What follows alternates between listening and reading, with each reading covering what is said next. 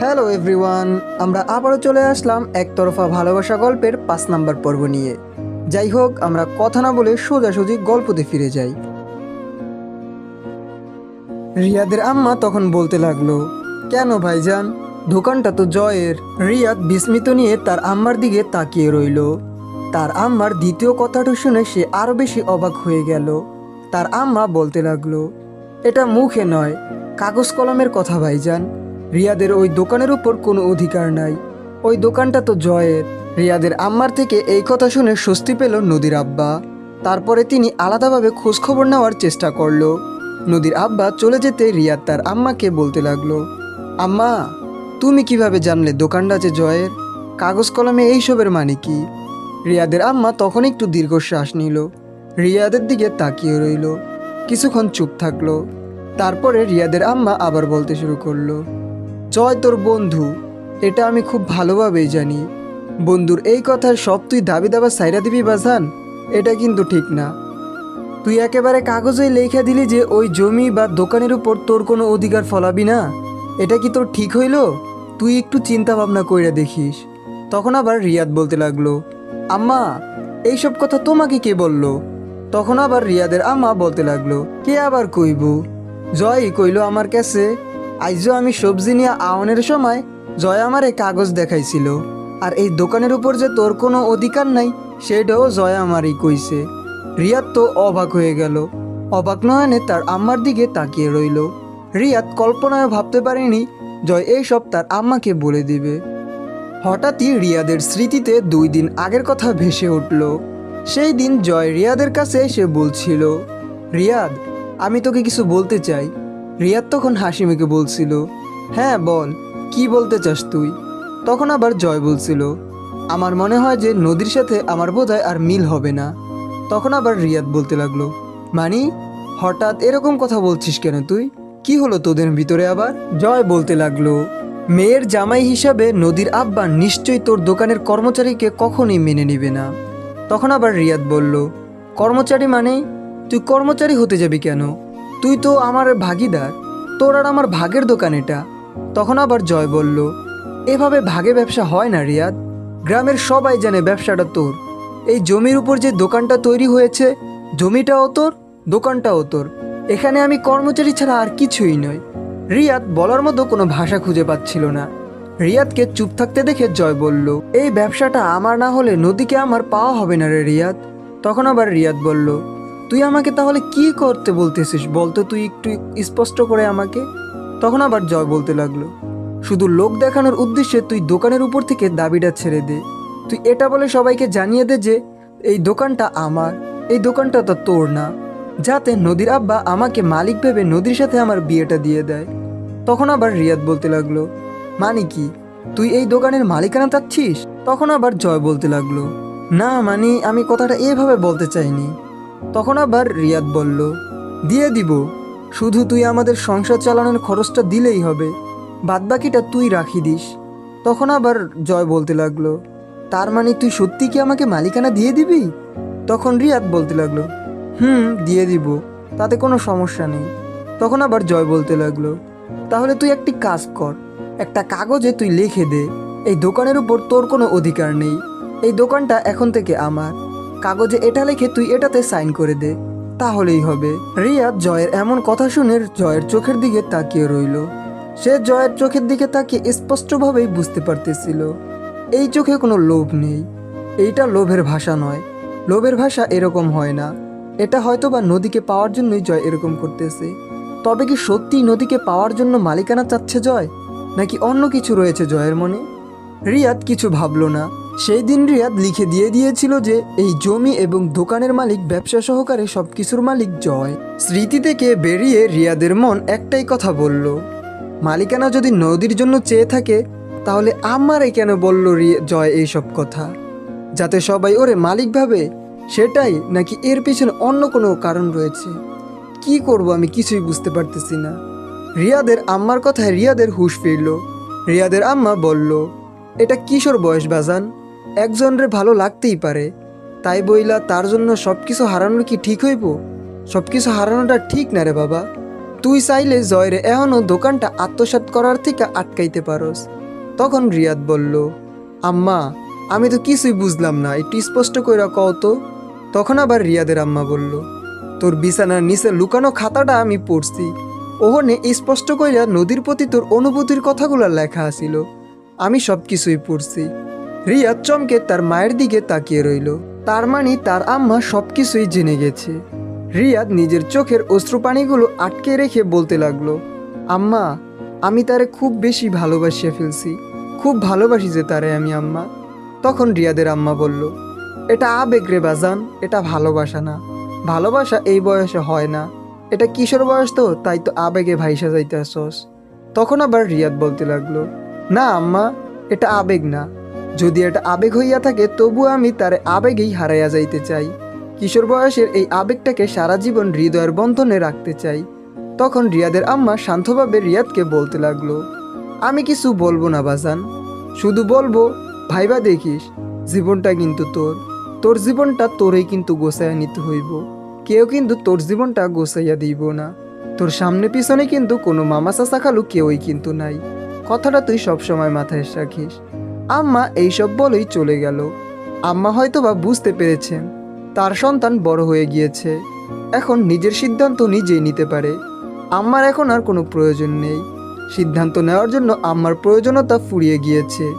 এটা ভেবেই হয়তোবা রিয়াদের আম্মা অভিমান করে চলে গিয়েছে।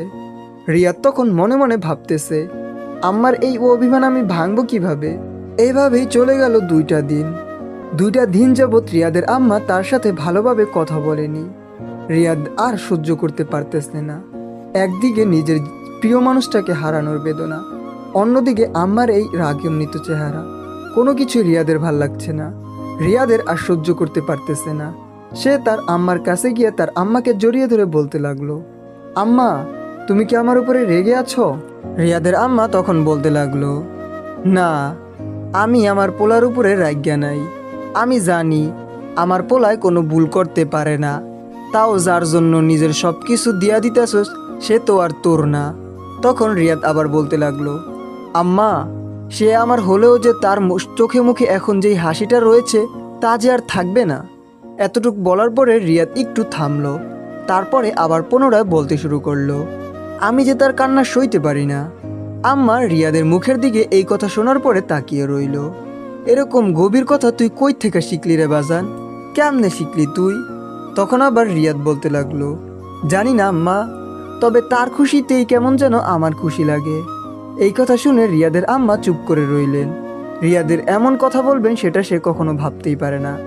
রিয়াদ তারপরে আবার বলতে লাগলো, নাইবা হলো সে আমার, নাইবা সে জানতে পারলো আমার হৃদয়ের কথাগুলো, আমি তো তার খুশিময় মুখের দিকে চেয়ে ভালোবাসার তৃপ্তি খুঁজে পাই। তার আম্মা আর কিছু বলল না, তার আম্মাও এবার রিয়াদকে জড়িয়ে ধরল।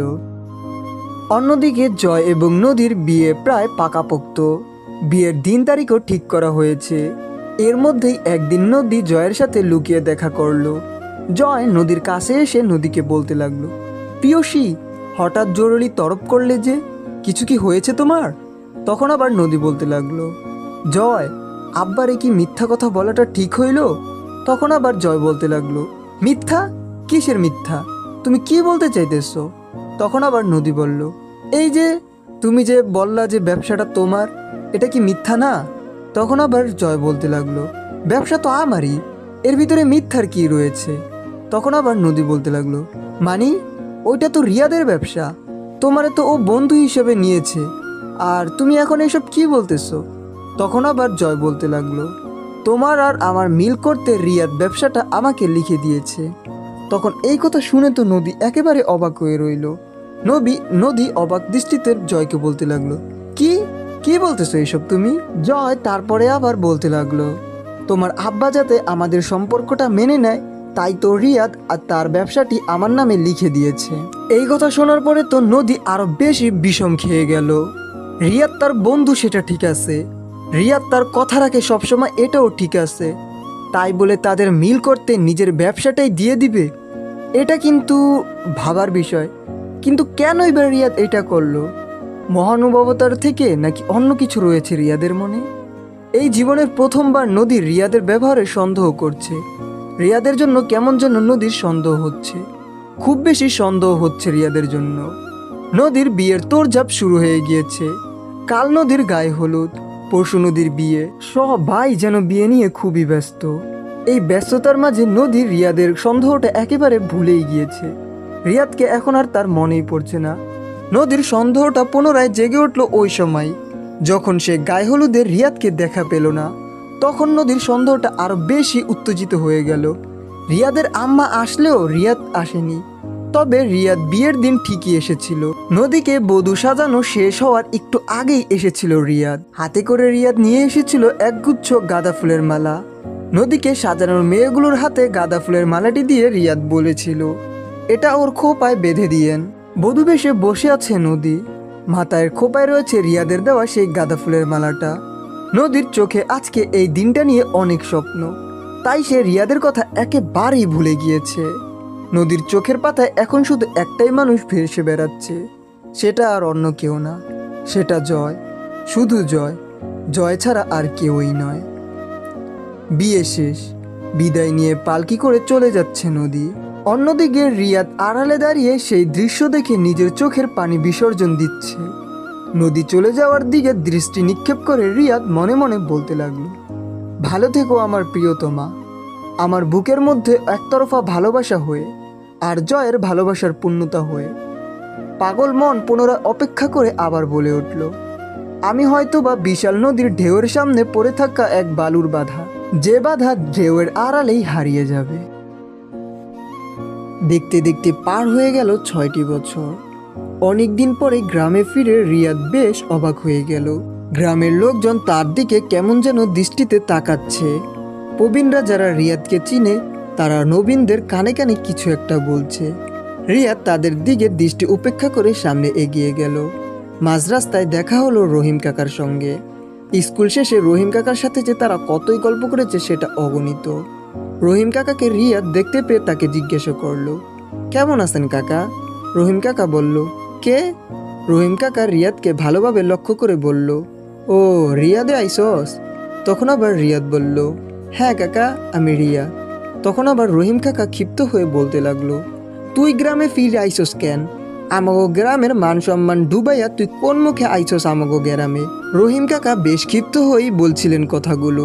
রিয়াদ এই কথার কোনো মানে বুঝতে পারলো না, তাই তো আবার রহিম কাকাকে জিজ্ঞেস করলো, কাকা কি কইতাছেন আপনি এইসব? আপনার কথার কোনো আগা মাথা কিছুই তো আমি খুঁজা পাইতেছি না। তখন রহিম কাকা রিয়াদের কথা পাত্তা নিয়ে দিয়ে আবার বলতে লাগলো, তা সেই কাল নাগিনি কই? জ্বরে তো পাগল বানায় গেছে। বলি এখন আবার কই গেছে? দেখতাছি না যে, তোর লাগে আবার কোনো কিছু করছে নাকি? তখন রিয়াদ আবার বলতে লাগলো, আমি কিছুই বুঝতে পারতেছি না কাকা, কি কইতেছেন আপনি? তখন আবার রহিম কাকা বলতে লাগলো, তা বুঝবা কেন? যখন নদীরে নিয়ে ভাগ্যা গেছিলি তখন বোঝস নাই জয় বাবাজির সাথে কি হইতে পারে? রিয়াদের মাথায় যেন আকাশ ভেঙে পড়ল। কানে তার বারবারই একটা কথা বাজতেছে, নদীরে নিয়ে যখন ভাগ্যা গিয়েছিলি। এভরিওয়ান, গল্পের মন কিন্তু অন্যদিকে নিয়ে যাচ্ছে। গল্পটি আপনাদের কাছে কেমন লাগতেছে সেটা অবশ্যই কমেন্ট করে জানাবেন, আর একটি লাইক কমেন্ট সাবস্ক্রাইব আমাদের চ্যানেলটিকে করে দিবেন।